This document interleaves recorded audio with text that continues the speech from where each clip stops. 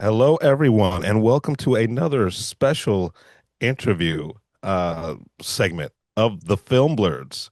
I'm Jeff Stewart, and I'm joined here today by Joel Kinnaman, the star of arguably one of the best shows on Apple Plus, For All Mankind.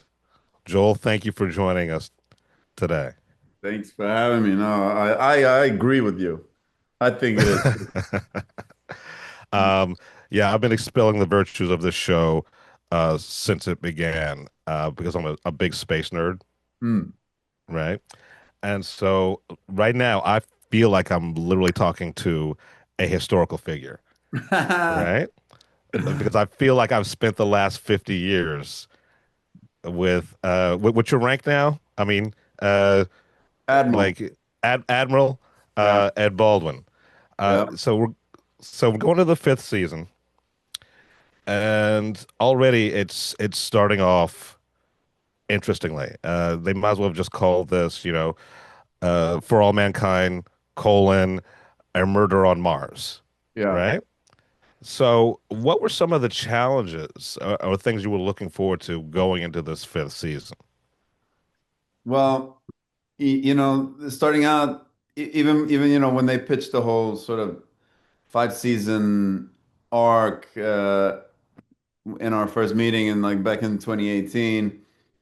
um, it, the whole concept of aging was something that was like I was really excited about, and of course, it's like it's very gradual here because we only jump 10 years every season, and I feel like in season 4 and 5 that's when I really got to like really dig into it, and season 5 more than anything there I got to play like old, and also maybe the life spent on so many years spent on Mars with Mars gravity is really taking a toll on Ed's body and on his Hmm. voice. And so that was like the big challenge. And funnily enough, like I found it a lot easier to portray 80 than 60 or 70.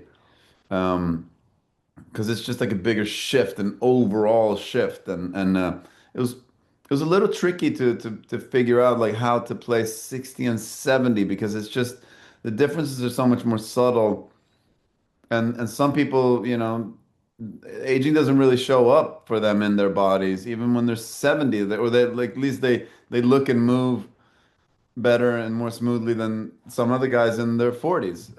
Mm. It all depends on how you take care of yourself and what injuries you've had, and um, so I found it, and I think also when playing 80, I found myself just sort of staying in it, even in between takes, and I stayed in my voice and in my Hmm. old man grumpiness and in that tempo. So I wasn't like kind of going in and out. I felt like it was good for the performance. I was pretty happy with it actually.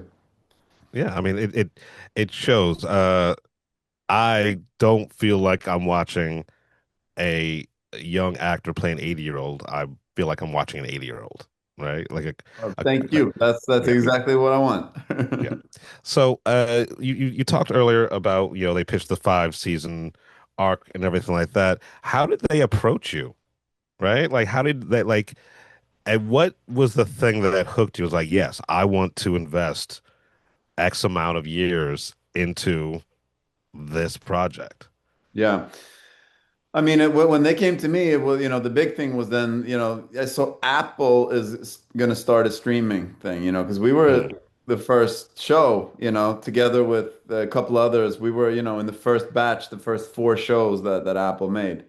So everything was new, and we didn't know what it was going to be and how Apple was going to do it, and so that was a bit of a gamble. But of course, like I always believed in Apple as a company. They're just I feel like they've always found a way and to be innovative and just and it's been really impressive seeing what they're doing. They've had such patience and just they got some money in the bank, so they don't need to like.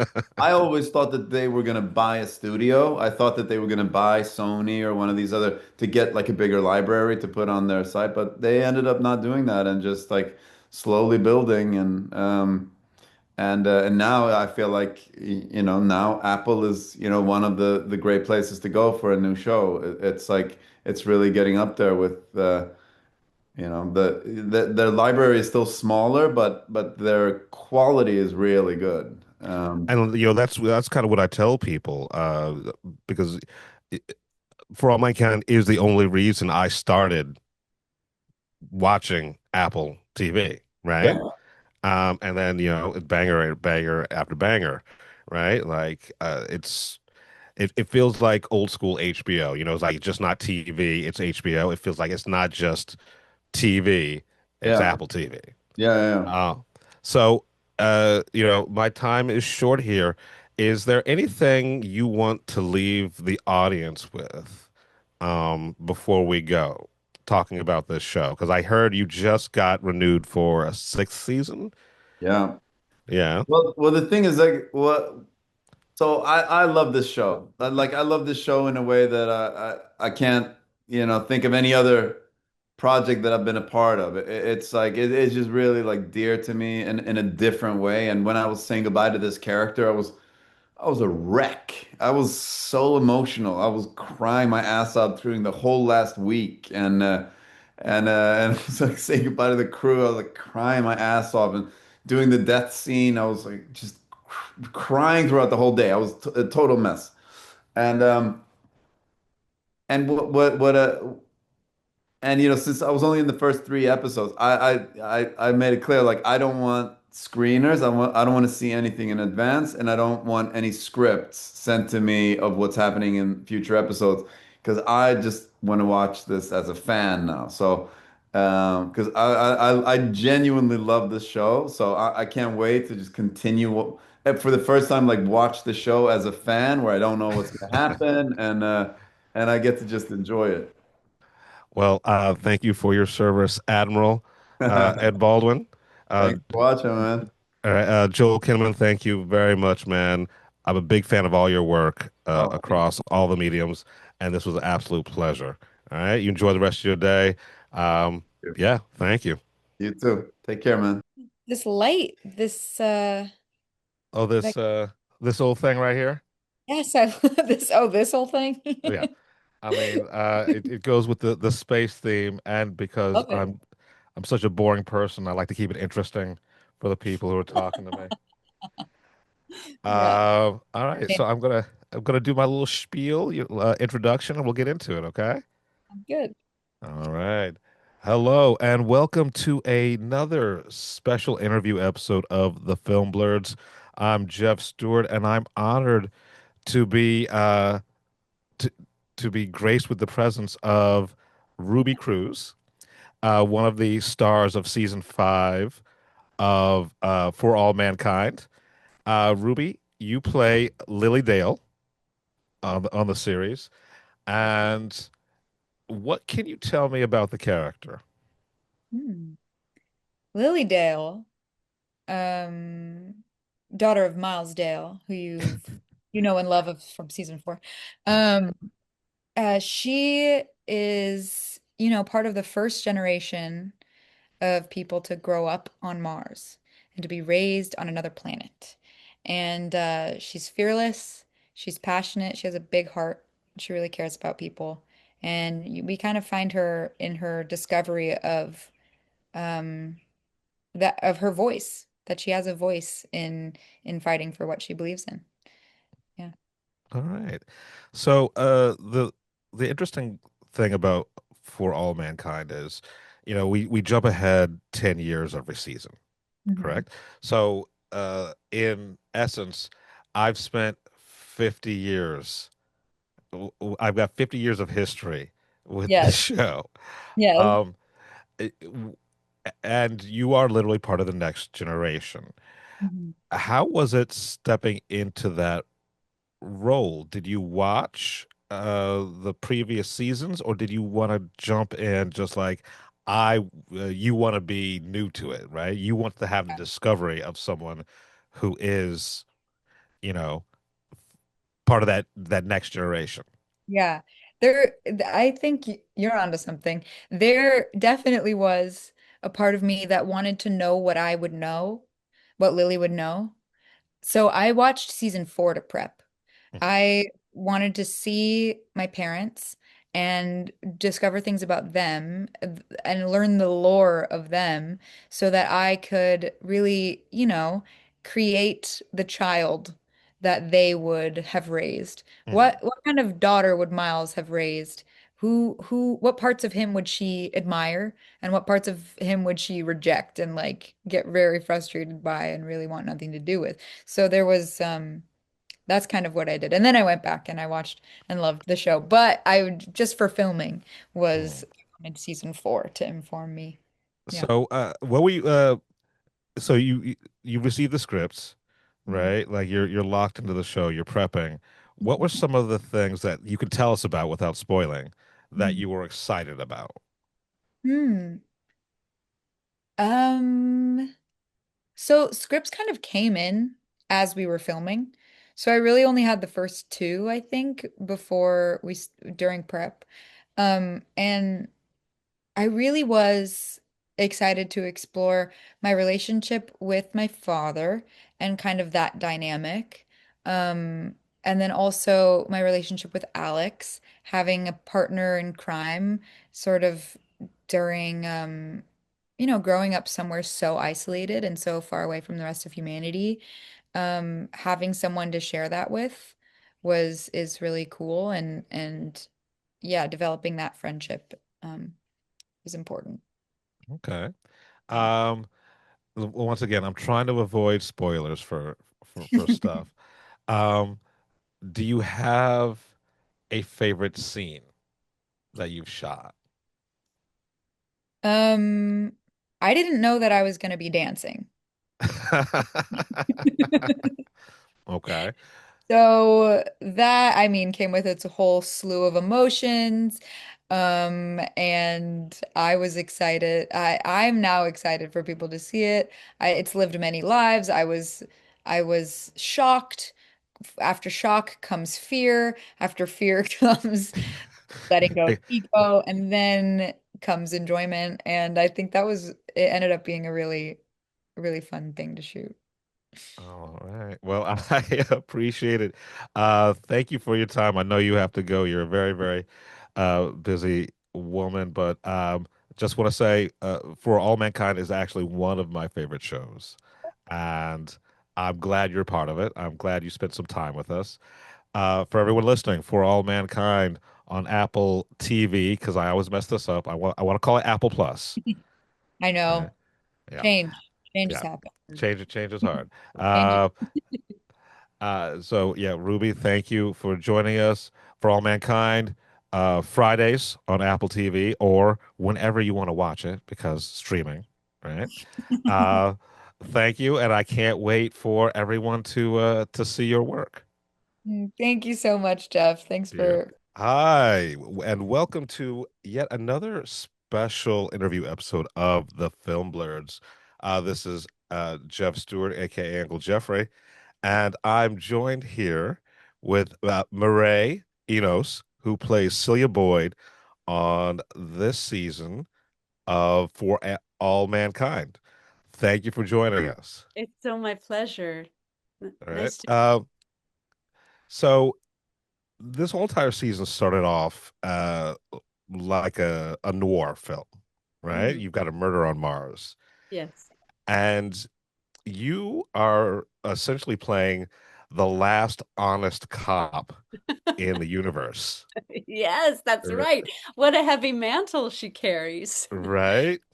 And so tell me about how you approached the character because it seems like you the character all the way through the season runs the line between um like de being defeated and having determination.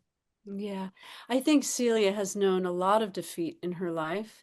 I think she blew up her life in on Earth because of this quality of not being able to keep her mouth shut when the authority figures around her were telling her to, and she finds herself fleeing Earth. And I think at the beginning of the season, she has chosen for herself a really quiet life and is determined to keep her head down, to not ruffle feathers, to not draw attention to herself. She's kind of done with that and just wants to be invisible. But life has different plans for her.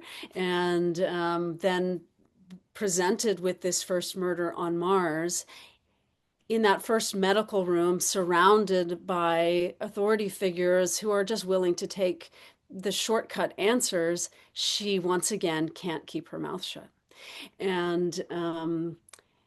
And her determination and her commitment to the truth, even though it on some level it's not what she wants. She doesn't want to be drawn back into the limelight, into the messiness of life, and yet she can't help herself. So, she's put on her hero's journey almost against her better judgment. That is that is quite um the quite the mantle to have Yeah, to, yeah, it's yeah. a lot going on there. Hmm. When so how did you decide to approach this, right? Like so or let's take it back. Um when you were cast, Yeah. how much of this character did you build, and or how much was on the page? Well, there was a lot on the page, but the thing that was interesting and different about this one is usually when I read a script, I know when I'm going to accept a job because I can already hear it in my ear. I can hear her voice. This was not true at all for Celia. I could not hear her voice. I frankly was really flattered, but did not understand why the guys had reached out to offer it to me. It did not seem like an obvious fit. And often my work is from the inside out, and Celia was 100% outside in because I did not have a starting point. And so I asked for kind of an extreme haircut, and I was like, I need a wig.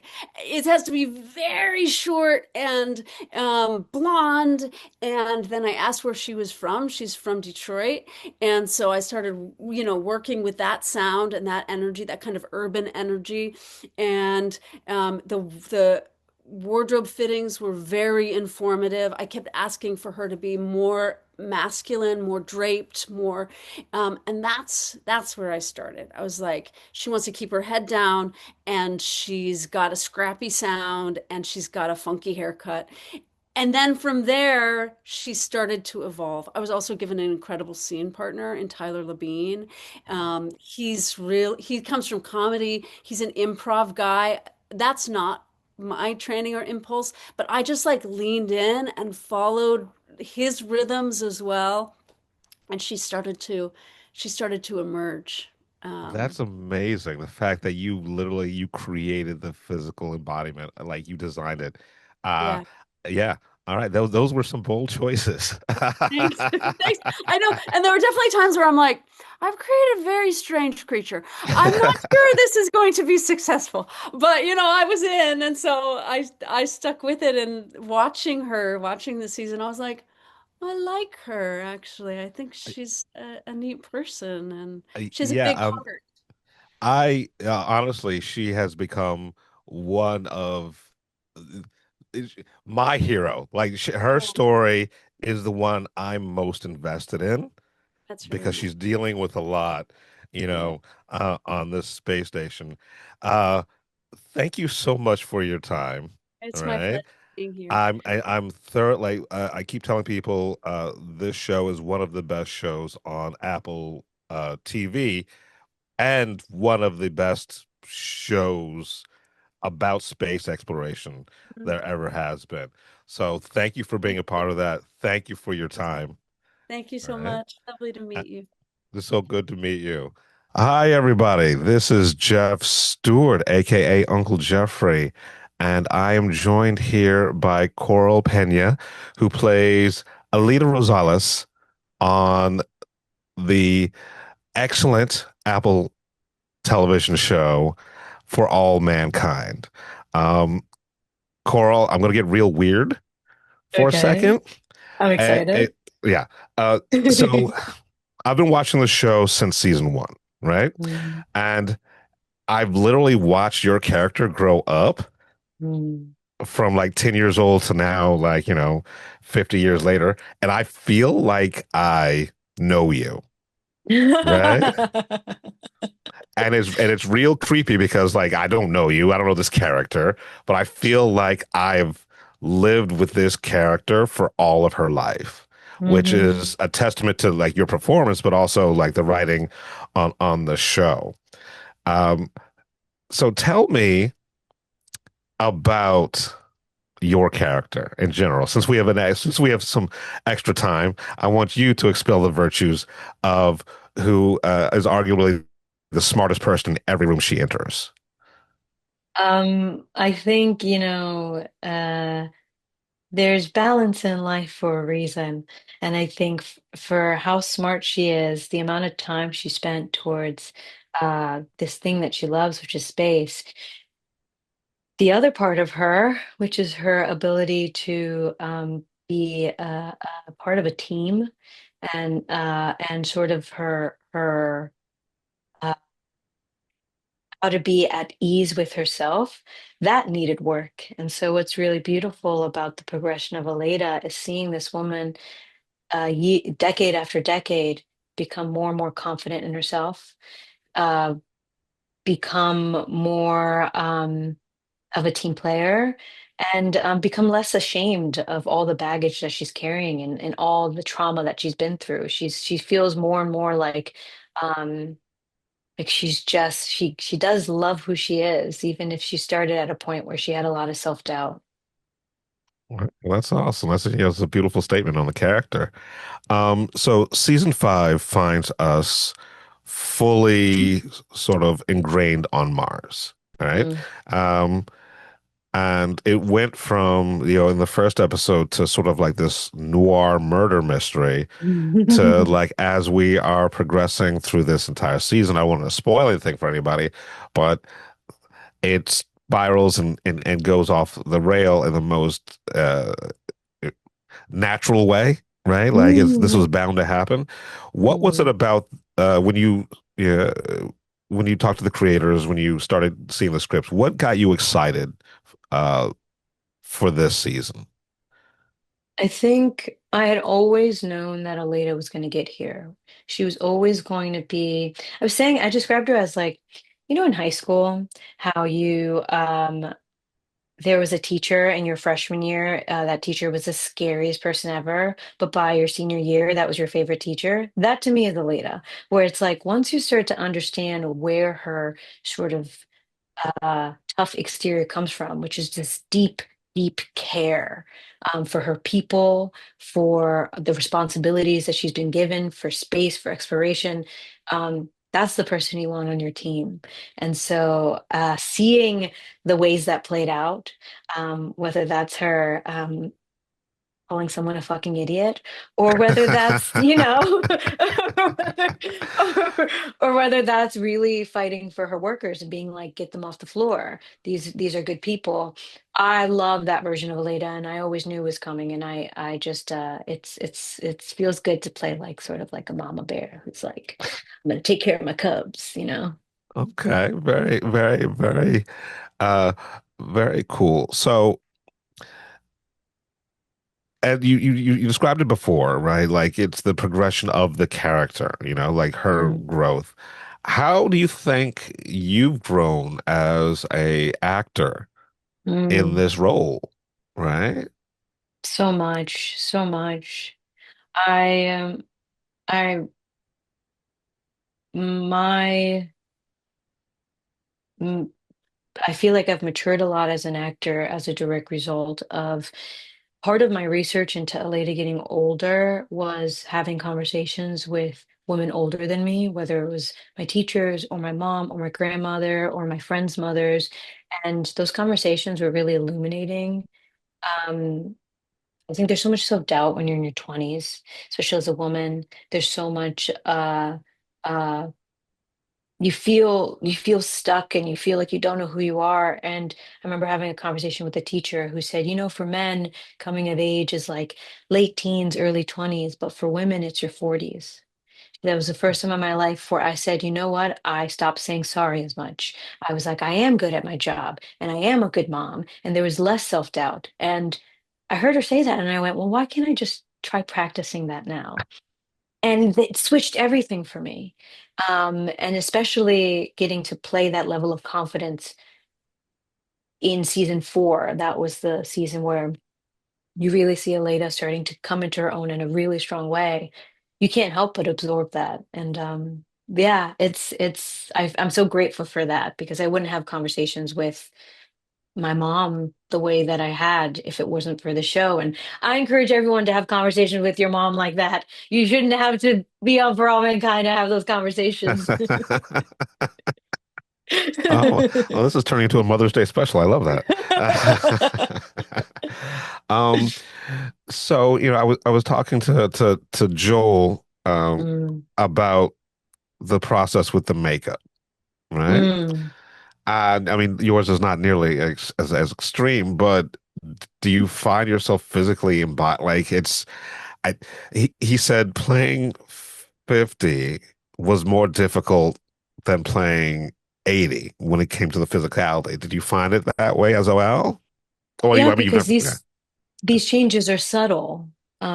And nobody in their 50s thinks, I got older. You just are one day you're 50. And so these changes are so small, especially because I played Alita at such a young age. Showing that progression is it's in these minor things. It's in the way where my voice sits, it's in how stiff are my hips or whatever, but it's also an inside out. It's going from someone who had tense shoulders and didn't want to take up that much space in a room to being someone who's more open because they're more comfortable with who they are. So I completely agree with that. uh uh that these incremental changes, they can be tough. You don't want to go too far. And you want to honor these people, the people for me that I talk to. I want to play them right. Thank you. Like I literally could talk to you for another 15 minutes because I got so many questions, but I don't want to take up all your time. But what I will ask is there anything that I'm leaving on the table? Anything that you wanted to talk to the audience about the show in general or the season or anything like that? Like you don't something that you haven't been able to say or been asked during these other interviews that you'd like to say right now? Oh man. I mean, I've been reiterating this, particularly this season, now seeing the evolution of Aleda.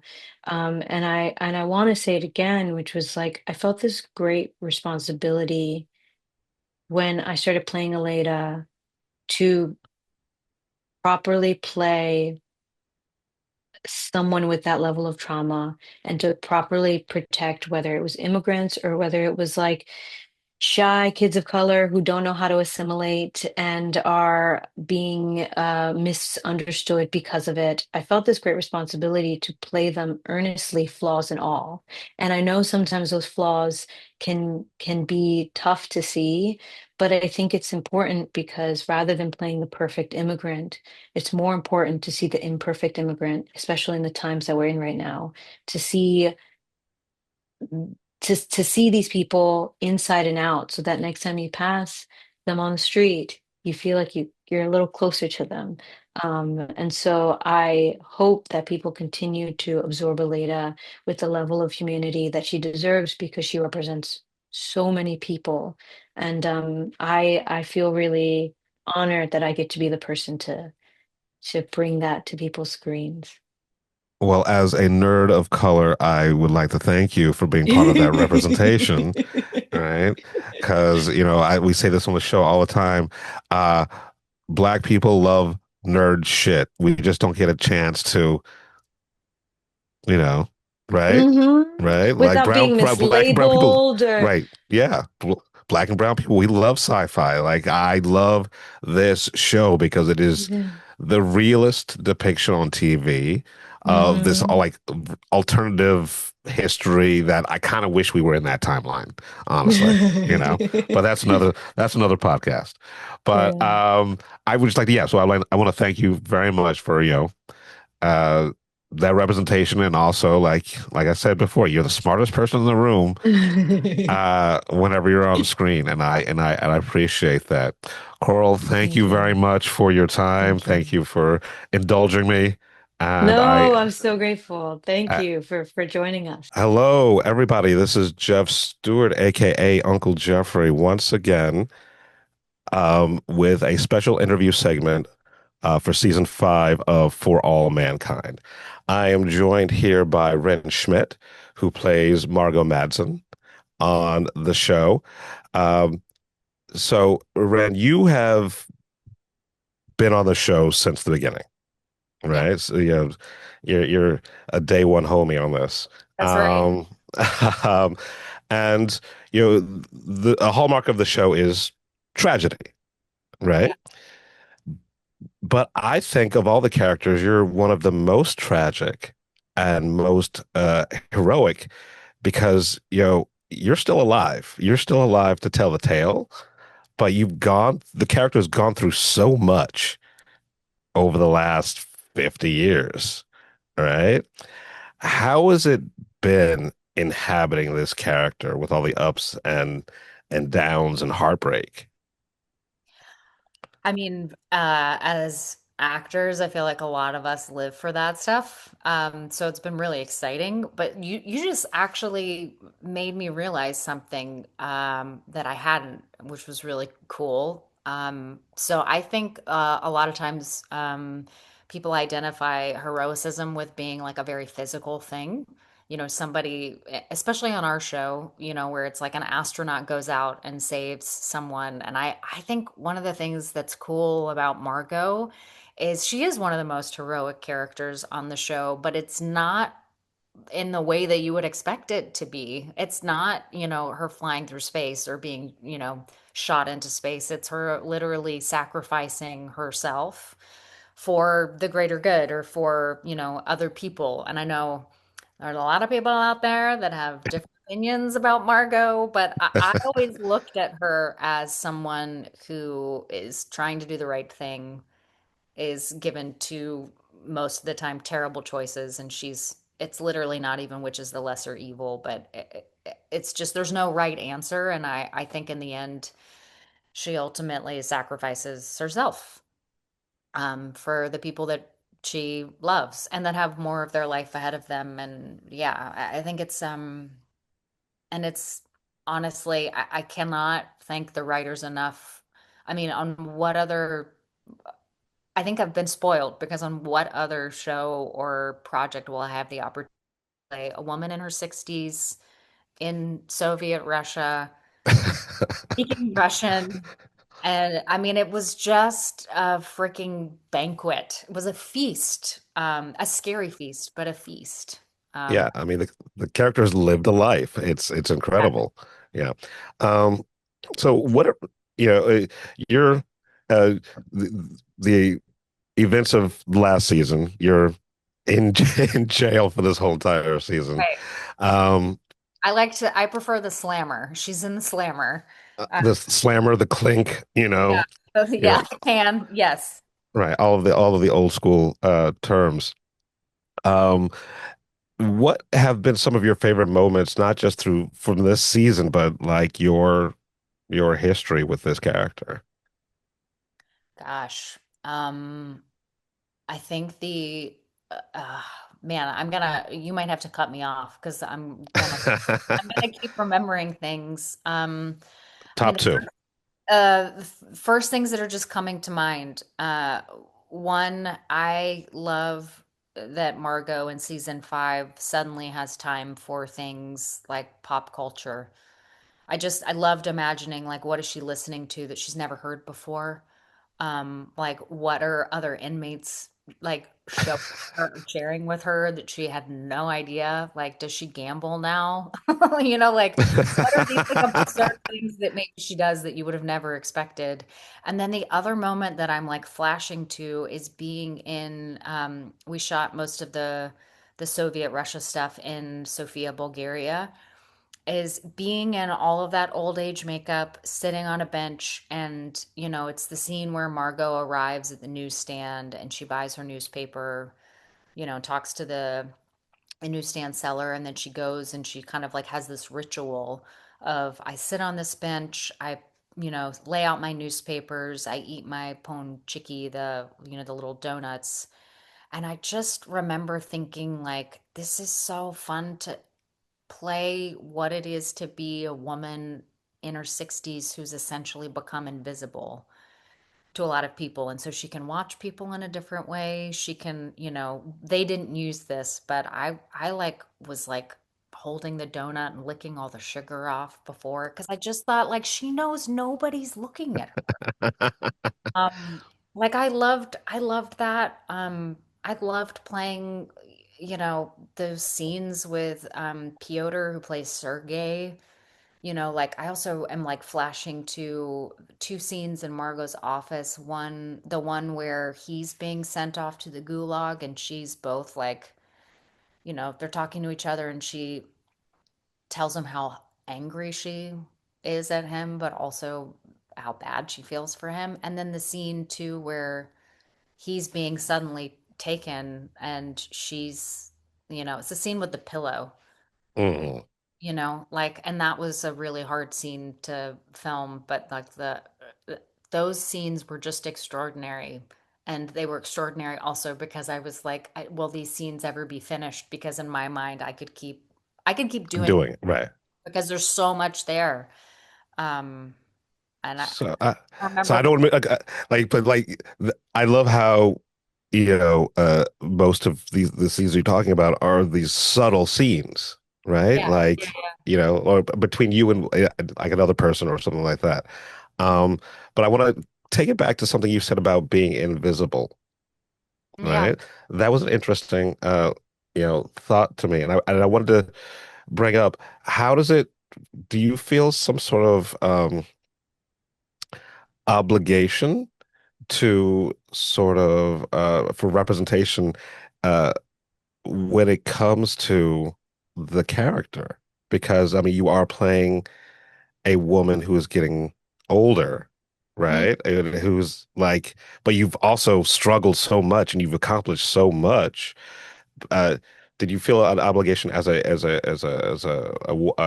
woman to to really sort of, I don't know if I have the right words to say, just e- empower uh, the audience.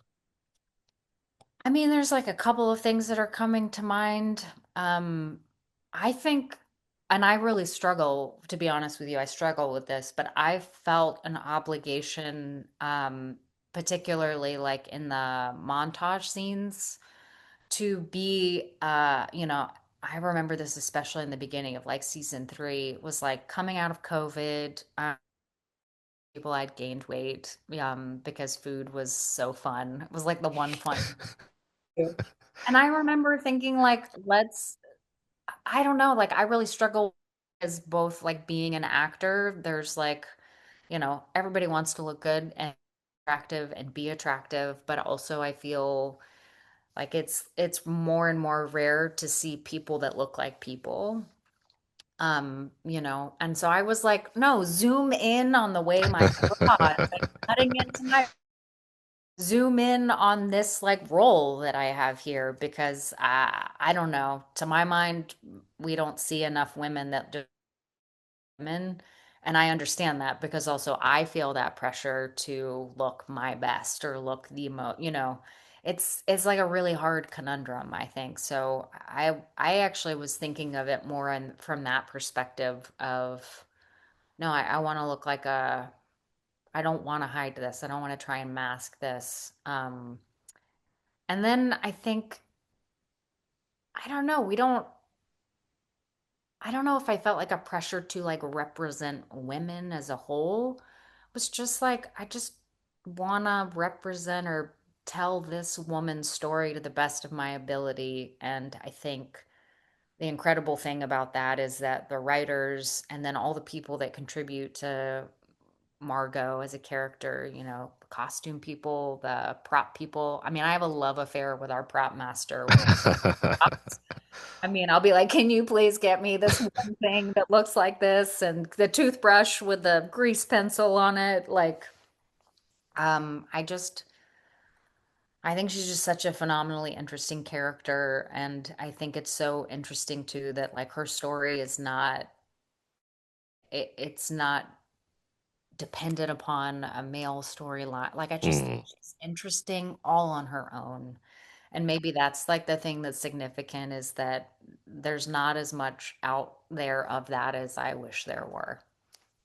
Well, that's a beautiful statement to leave out on. I hope Margot gets a spin-off show where she's just in prison and just like sort of like, Orange is the New Black, but not nearly as much stabbing. Um, Yeah, yeah, yeah, yeah. yeah. I already know her playlist. uh, Ren, thank you so much for your time. Thank you for inhabiting this character. Thank you for the last 5 seasons. Hopefully, we'll see you in the sixth season. I don't know. Knock on wood. Thank you for your time. You have a lovely weekend. This has been an absolute pleasure. Same, same. I don't want to mess up the pronunciation of your name. Oh my God. Yeah, it's Inez. I would think, yeah, Inez. My mom It says Ines, but it's like with a in Norwegian, so it's like I go Inez. Yeah. okay. It's Inez I Iverson. I Asserson. Asserson. All right. Yeah, Okay. you're right. Yeah. I'm looking up on Google. It's like I don't want to embarrass myself. Oh my gosh, no, it's so okay to ask. Totally fine. Yeah. Well, so all right. So I'm gonna get my little spiel out of the way, and we'll get right into it. Sweet. Okay. All right. Hello, everyone. Welcome back to another special interview episode of the Film Blurds. I am joined here by Inez Asserson. I got it right. You did. You Uh, absolutely did. uh, one of the stars of season 5 of For All Mankind. And if you've been listening over the last couple of episodes, you know how much I love this show. So I'm honored to be able to talk to, um, yeah, Avery Jarrett for all intents and purposes. Um, so a thing that a through line for this whole entire show is legacy, right? Um, People living up to or being in the shadow of the people that came before them. Your character actually is no different, but you're on the flip side of that. It's almost as if you're trying to run away from your legacy. Um, so what was your mindset going into taking on the character of AJ? It was definitely with what you just mentioned. How much am I coming into this on my own, and how much am I going to accept, the past of sorts? Or I mean, that's from the point of perspective of Avery. I think in the beginning when we meet her, she's, really grappling with that, and she starts that journey of, okay, I need to accept where I'm coming from, and that kind of starts her off the trajectory of the season. Uh, what were some of the challenges that you had coming into this show? Because you're playing a character that's been, technically on the show for, you know, a couple of seasons, but you are the adult iteration of this character. So what were the challenges of like stepping in, creating this role? I think a lot of it has to do with like her rigidity. I think like how kind of shelled in she is. I'm a very emotional person, so for me it's kind of like I often just let it all out. But she's quite the opposite. She has a lot of stuff she's kind of harboring in, and a lot of things that she's kind of yet to work through. So finding a good balance there, and also I think help I think the marine aspect really helps because that is probably in my head, that's a bit of why she enters that world is because it just fits how she wants to be. But then, she comes to realize that it's not all about, like standing up straight and having these skills. It's also an emotional thing. You need to kind of be an open person. You need to connect with the people who are on your team, for example. And with that comes a lot of reckoning with yourself and reckoning with where you've come from. Right. Now, you actually see more action in this show than a lot of characters, right? You've got, the marine aspect. You've got you're doing a spacewalk. Was there any sort of training for the military aspect? And also, how cool is it to, pretend to do a spacewalk? Oh, it's so cool. It's so so cool. But it's also funny because you have to obviously work with the gravity of like what you're doing. Is it zero G? Are you on Mars? Are you on, like it changes because also there's yeah, on Mars that's like a third of the gravity of Earth. So you're gonna be slower, but you don't want to, actually be slow. And then to find that kind of movement is a really interesting experience. The zero G is like, wow. I mean, it's a lot more mechanical than what people might imagine. Like I thought it was going to be like swimming, but that obviously you have kind of like forces that are there's like friction with water, obviously. And then the way we film it is we're on like wires or that are being pulled by people. It's all so you feel like you're a bit of a puppet, and then they obviously are selling like the way you move and like all that, but you need to kind of make it seem like you're doing it yourself, and that is a lot harder than I thought it was going to be. But as for the Marine training, we did a lot of conversation with former Marines to get kind of that psychological aspect and also to understand a little bit of, just the day to day. And then we did CQB with Special Forces Green Beret. Um, What is CQB? that is a close quarters battle or combat. Oh, So okay. so it's the clearing rooms. How do you enter a room not knowing, what's inside? You're kind of doing a search. You're doing how do you enter a room as a group, tactically to make sure that you're safe and make sure nothing's going to surprise you. And we use that so much throughout the show as well, which was really great because I think selling the military perspective and like representing that accurately was so important to me. All right. I mean, I've talked to people who've done military training before, and I always ask this question: do you find yourself now that you have this training, like just going through your house, clearing each room, right? Just do you ever get out of that mindset?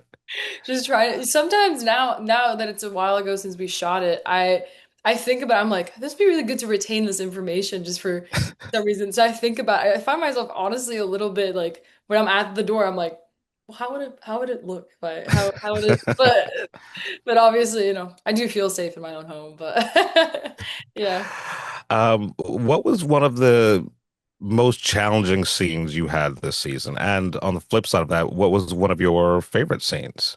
I think one of the more challenging scenes was in the beginning of like the first episode. So the polygraph scenes were interesting because I wanted to find a good balance of again representing that military perspective where she is, she doesn't look at her superior. She's like straight and she answers, uh clearly and strongly, but at the same time accepting, what's emotionally going on. And so how do you kind of keep that up while at the same time allowing the emotion to come through in the scene? So that was a Okay. challenge, but it was really fun and I think it turned out all right, the way I wanted it to. Um, and then the fun scenes. I mean, a lot of the military stuff was really, I've never done anything like it. And so I think doing that and like operating as part of a team was really special. I mean, I didn't play team sports growing up either, so it's kind of my first time doing that at all. So, yeah. Okay. Um, so what do you want people to take away from this season? Your character or like the show in general, because it's very intense towards the end, right? I mean, we've got two or three episodes. By the time this comes out, we'll have like one episode left. in the season, and things are yeah spiraling. What would you want to share with the viewers, like your sort of point of view of this masterwork? Yeah. I think just the importance of community and conversation, I think is a lot that there's an interesting kind of separation and distance that happens in the show between Earth, obviously, and Mars. And I think that is quite symbolic of how conflict appears, where it's just we don't talk with each other, we don't face each other, and then a lot of emotions kind of start up in each of our kind of islands. And then when that comes together, it kind of explodes. And it doesn't always have to do that. So I think that's an important part of the show that the show can explore, or that it explores, I mean. Yeah, I mean, like the show, it definitely is one of the best interpretations of space exploration, but it's also it's history, right? It's like alternative history, Mm. but it feels so real and like it, the things that we're doing wrong in this world, in this timeline, you're doing wrong in that timeline. So it's hard hitting and emotional. Yeah. Um, but yeah, I mean, I don't have anything else. I mean, I could talk to you for like another 20 minutes and just pick your brain, but I think they won't let me. Oh Um, yeah, no! That's how it uh, goes. uh, but I just want to thank you for taking the role on and giving it its justice, right? Doing like an excellent job with the character. Thank you for your time Oh. and listen to me bumble through this whole entire interview. No, Uh, it's so nice chatting with you. Really nice to meet you, and thank you yeah. for your great questions. Well, you're welcome. Like I said, it was a pleasure talking to you. Uh, for All Mankind, Fridays, Apple TV. Everybody should watch it. You got renewed for a sixth season, correct? Yes, we did. Very So cool. congratulations on the sixth season. Uh, I'm not going to spoil whether or not your character comes back No, or no, not. we'll see, we'll see. We'll see. I haven't even watched the last episode, so Ah, I'm I'm fingers crossed. right, yeah, me too. Sweet. All right, but you have a good day. Thank you. You as well. Thanks for the chat.